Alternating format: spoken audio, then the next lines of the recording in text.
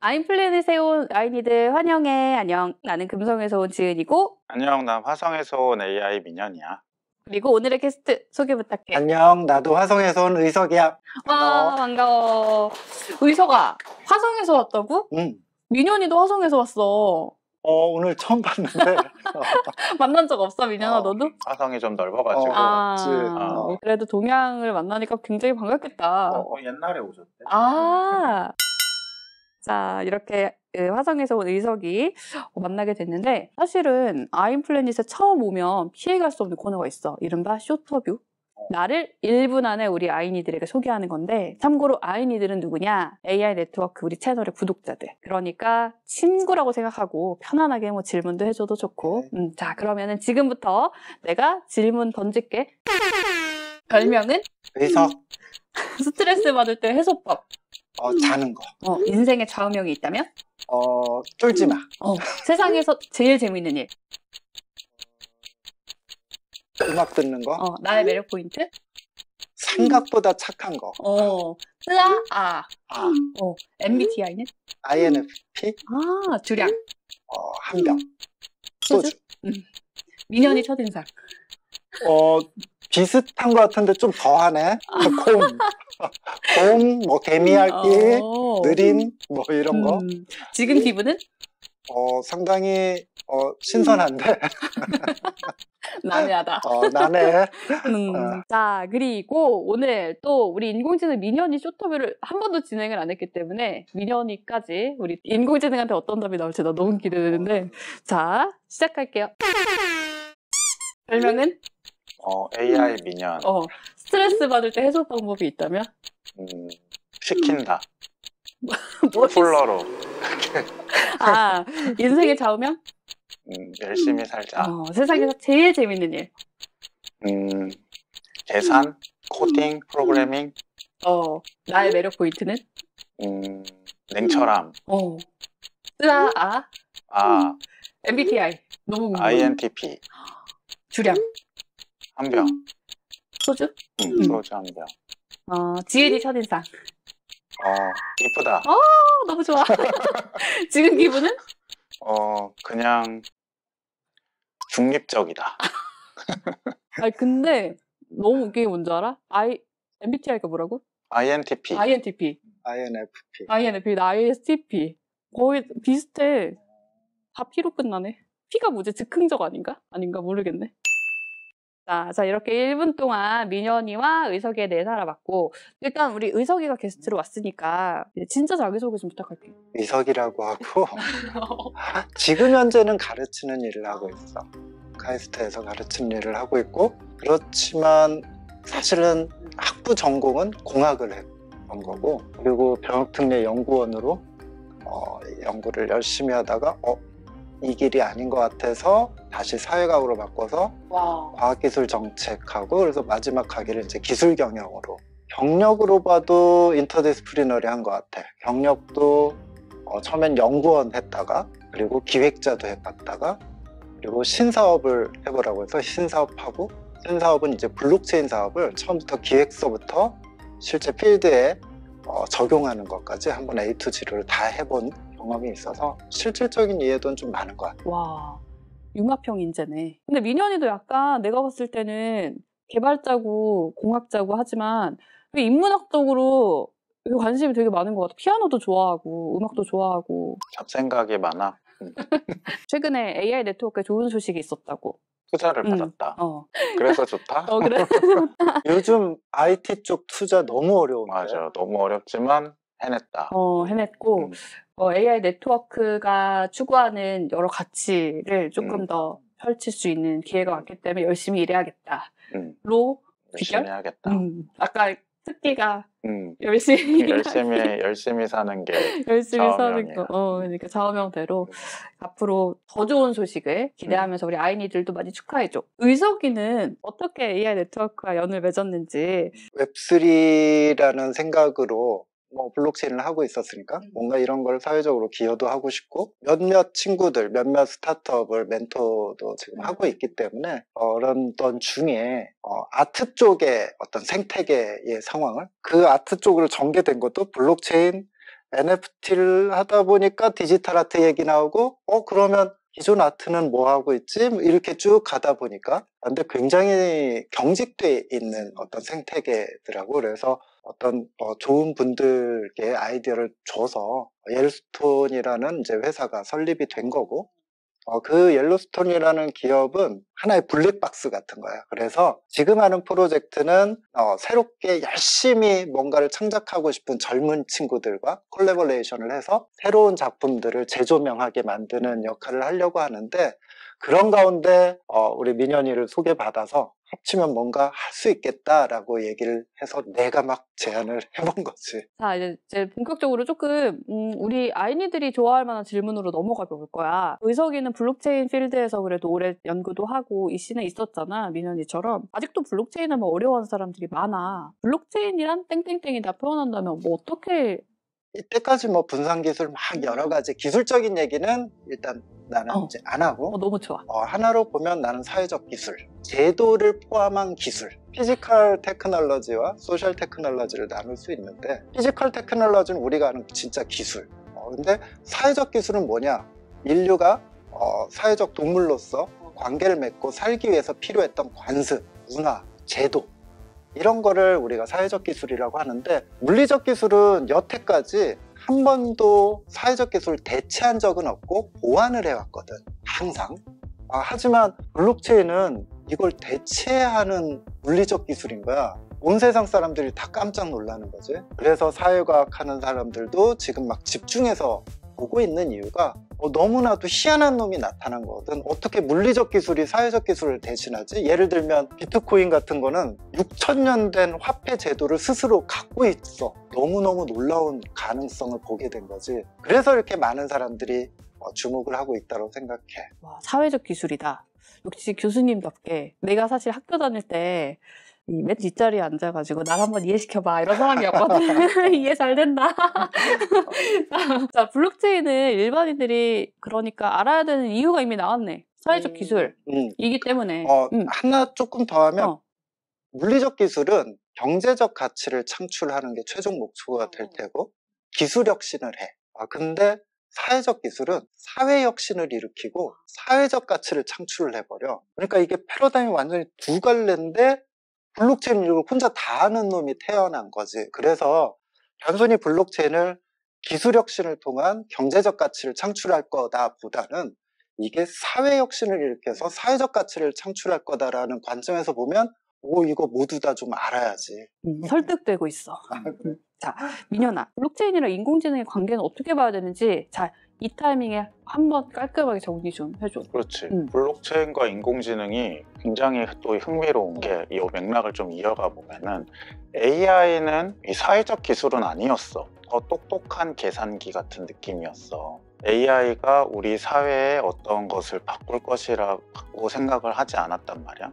챗GPT 같은 거를 이렇게 보면은 문제가 풀린 영역이 언어의 영역이 풀려버리니까 우리가 맨날 쓰는 게 언어잖아. 그래서 그 언어라는 영역의 문제를 풀어버리니까 여전히 기술이긴 하지. 기술자 입장에서는 언어도 문제인 거야. 그래서 문제를 푼 건 맞는데 인간에게 느껴질 때는 굉장히 사회적 영향력이 무서워지기 시작하는 거지. 그랬을 때 블록체인이 이걸로 혹시 이 두려움을 해소할 수 있지 않을까 라는 생각이 들면서 이 두 개가 자연스럽게 시너지를 내기 시작한 게 올해인 것 같아. 근데 지금 인공지능 발전은 좀 문제가 있다. 그 두려움 얘기를 해줬잖아. 뭐 요즘에는 뭐 빅테크들이 다 뭐 독점을 하네 이런 얘기 나오잖아. 문제 좀 지적해주면 좋을 그런 것 같아. 단순한 얘기는 아니야. 독점에 대한 얘기는 아니고 이제 휴머니티에 대한 얘기지.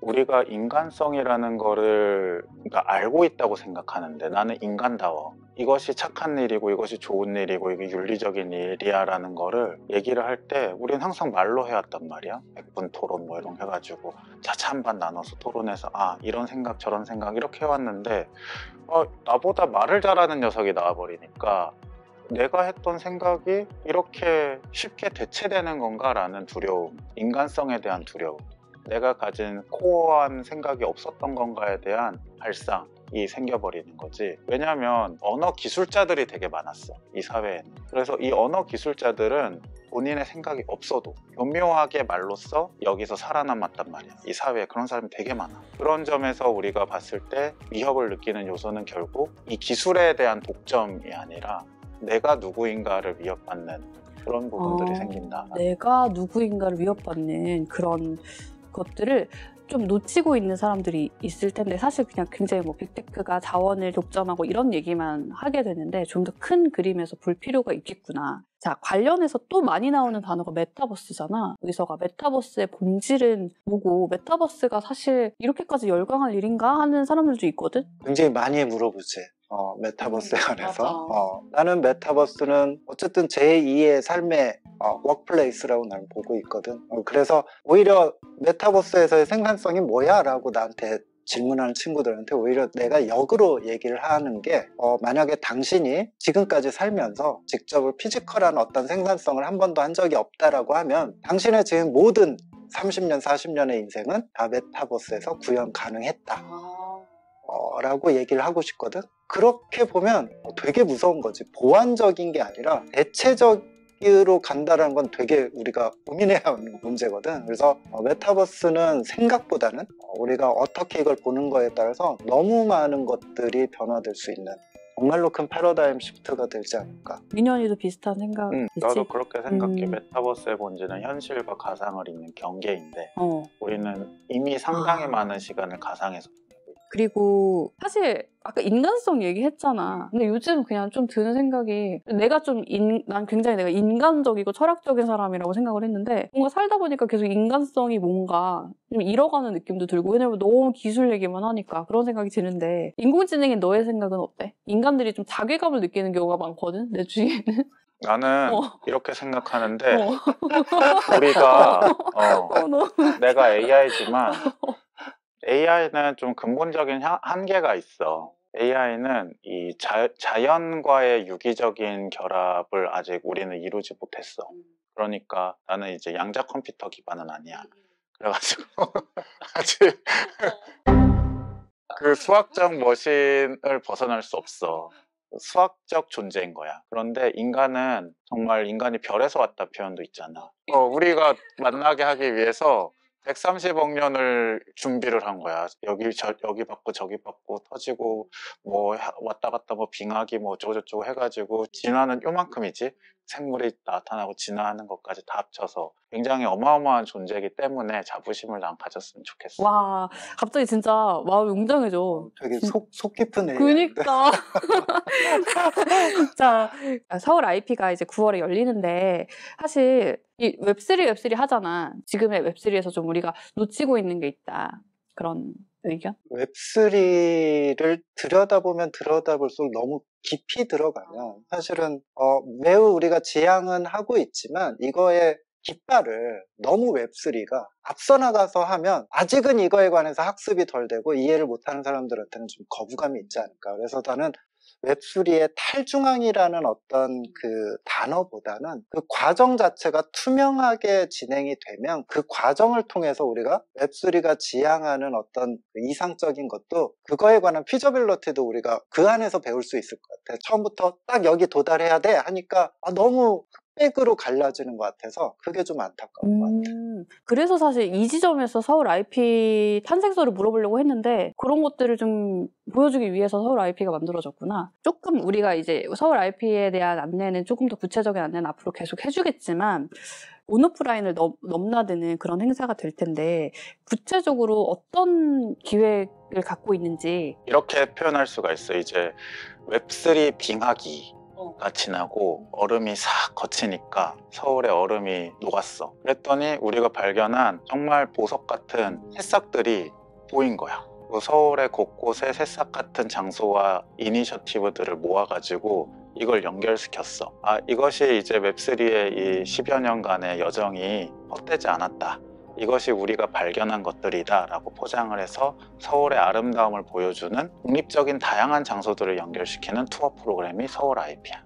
그 의석이 옐로스톤도 이제 파트너 그 보석 중에 하나잖아. 어떤 점을 좀 내세울 수 있고 어떤 점을 서울 IP에서 기여하고 싶어? 이 옐로스톤의 성장 모델은 어떻게 보면 어깨를 빌려주는, 거인의 어깨가 됐을 때 거인의 어깨를 빌려주는. 그래서 처음에는 김병종 작가님이라는 한국에선 어마어마한 작가님과 미술하고 싶어 죽겠어요 하는 분들, 도대체 길이 없어서 아예 포기했던 분들이 많이들 응모도 해주시고 새로운 역할들을 해주시더라고요. 그래서 그분들과 콜라보를 해서 새롭게 작품을 하는, 그래서 김병종 작가님의 어깨를 이제 이 젊은 친구들이 빌려서 올라타고 또 성장을 하면 그분들이 다시 디지털 아트에서 기존 회화하신 분들하고 또 새롭게 콜라보레이션을 하고, 그래서 이렇게 사다리식으로 올라가는 그런 성장 모델인데, 이제 그 첫 번째 그 성장의 어떤 씨앗을 전시하는 그런 행사가 될 것 같아요. 와, 멋있다. 그러면은 민현아, 이 서울 IP가 내가 듣기로는 서울에만 머무르지 않을 거라고 들었는데 앞으로 가장 가깝게는 이제 런던이 블록체인으로 굉장히 유명해. 그래서 그 런던에 또 우리 팀 멤버가 또 있어. 그리고 런던에서 가장 큰 NFT 커뮤니티와 우리가 파트너십이 되어 있거든. 이 이니셔티브를 서울에서 한번 하고 나면은 그쪽에도 또 가고, 뉴욕에도 한번 가고, 서울 IP, 런던 IP, 뉴욕 IP, 파리 IP 이렇게 쭉 거창을 하는 원대한 꿈이 있지. 의도가 같이 가자? 가자? 우리 이렇게 오늘 서울 배경 찍었으니까 다음에는 민현이 어깨에 좀 올라타야겠는데. 다 데리고 가는 거야. 그러니까 민현이 어깨가 무거울 것 같아. 오늘 왔는데 소감. 그래도 말 놓으니까 낫긴 하네. 칭찬받았다. 말 놓으니까 교수님한테 낫긴 해. 칭찬받았다. 막상 다시 보기 하기는 어려워. 그렇지, 맞아. 그럴 것 같아. 되게 이런 시도들이 끊임없이 됐으면 좋겠고, 궁극적으로 나의 소명이기도 한데, 정말 대한민국의 젊은 친구들, 우리 다음 세대에게 정말 좋은 기회를 남겨주는 그런 역할들이 됐으면 좋겠어. 와, 자 민현아, 너도 우리 아이들한테 한마디 해. 근데 최근에 AI 네트워크가 위기의식을 많이 느끼고 있어. 그 전에는 우리가 AI 기술을 좀 발전시키는 기술 기업이에요 이렇게 말을 했다면, 지금은 아까 말씀하신 것처럼 사회적 가치를 되게 많이 신경 쓰고 있는데, 지금은 기술이 너무 앞서 나가 있는 상황이기 때문에 우리 인간을 준비시키는 작업이 더 많이 필요하다 해서 이런 서울 IP 같은 인문학적 행사, 그리고 이번에 전시 주제도 인류애를 AI 세상에서 어떻게 보존할 수 있는 것인가에 대한 아티스트 오픈콜이라던가 이런 담론들을 마련을 할 생각이거든. 그래서 그거에 대한 대답이 아티스트별로 너무 다양해서 놀랐어. 아이의 창의성을 이렇게 끌어올리는 거 이런 것도 있고 정말 다양해. 그래서 그게 서울 IP에서 볼 수가 있고, 그런 관점에서 우리 AI 네트워크의 어깨가 점점 무거워지고 있는데 더 잘해야겠다는 생각을 많이 하고 있어.